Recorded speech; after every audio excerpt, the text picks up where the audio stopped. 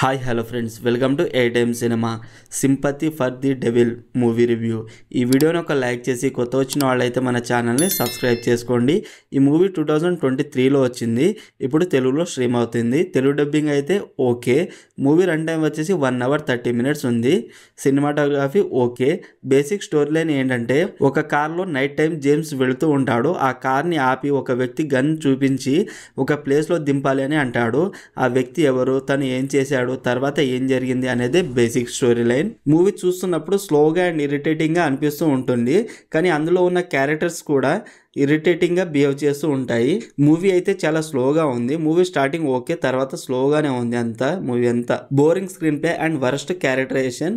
వాళ్ళ కన్వేషన్ కూడా చాలా ల్యాగ్గా అనిపించింది. మూవీలో చిన్నపాటి ఎమోషనల్గా కూడా ఉంటుంది, కానీ అది మనకు ఎక్కడ కనెక్ట్ అవ్వదు ఫ్రెండ్స్. 1 hour 30 minutes అయినా 30 minutes కూడా ఇంట్రెస్టింగ్ అనిపించదు. రైటింగ్ అండ్ డైలాగ్స్ కూడా బాగలేవు. మూవీ అయితే హెడ్ఏక్ అనిపించింది. ఓవరాల్ మూవీ నాకైతే నచ్చలేదు. వేస్ట్ ఆఫ్ టైం అంతే. మరి ఈ మూవీ మీరు చూసి ఉంటే మీకు ఎలా అనిపించిందో కామెంట్ చేయండి. Streaming on Lionsgate play. మరిన్ని మూవీ రివ్యూల కోసం మన ఛానల్ని సబ్స్క్రైబ్ చేసి బెల్ ఐకాన్ ఆన్లో పెట్టుకోండి. Thank you.